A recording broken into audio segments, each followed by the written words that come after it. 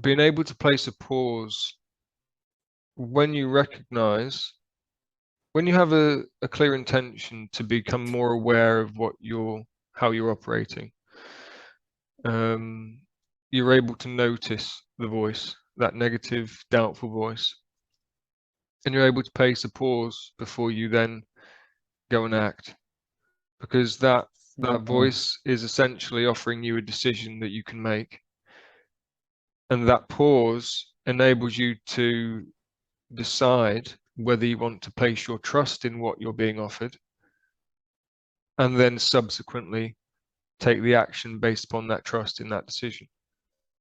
So, and when you pause, you're not only giving yourself an opportunity to make a more clearer and more objective decision, but you're actually delaying the manifestation and reflection from your reality, which would happen if you were to quickly proceed into trust and then quickly proceed without thinking into action. So it's a real opportunity to reset.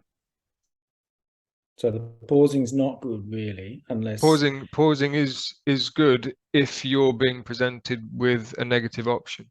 Negative. Okay. So the pause enables you to then say to yourself, well, okay, I hear you. I can decide to be this disempowered person who doubts himself and who is unconfident, or I could decide something else. And even in the contemplation of that possibility of another choice gives you the option, an opportunity to create something different and new. Because if you decide to adopt a more empowered, more confident, more bold decision, and you decide to trust that and act on it, you can only ever get a different reflection from your reality, from you. Yeah. So do you follow along? Yeah, I do. I just wanted to get some notes. I think that's really, really. So that pause is like it's like a, what's the word? It's like a buffer. It's like a buffer zone. It enables you to be in a holding pattern almost, as Bashar would say, before deciding where you want to shift to. So it's almost like, I don't like the phrase safety net, but it almost is like a safety net. Because you can contemplate whatever you want. You can have whatever thought you want, you can have whatever feeling you want. But until you act, that's not going to manifest in the reality, because the reality that we exist in currently is based upon physical action. That's what determines our shifting. That's what determines our manifestation and densification in reality.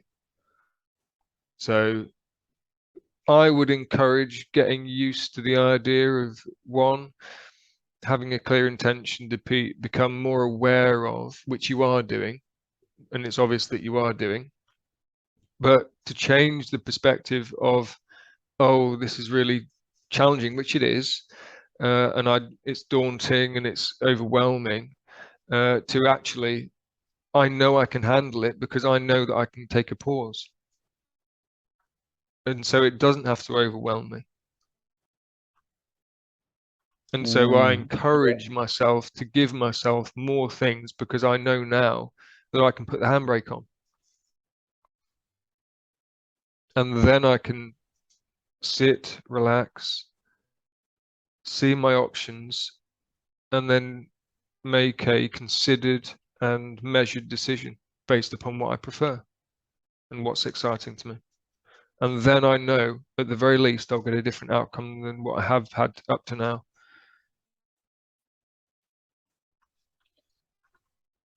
Yeah, that's really good. I can. Yeah, and then the difference in approaching things that way is that you're always maintaining a state of agency. Yes. So Absolutely. you're always in command of the vehicle. Even if you've stopped it and put the handbrake on, as you said, you're still in command of the vehicle, and you're just deciding, am I going to turn left, keep going, go faster, slow down, turn around. turn right. Yeah, Yeah. exactly. You're never pulling over and then phoning a friend and saying, "What do I do?" Yeah. No, exactly. You've hit the nail on the head. And simply the awareness and the shift in perspective that you've had just from this short conversation is in and of itself a new direction. You know, Mm. just even contemplating the idea that this might be possible.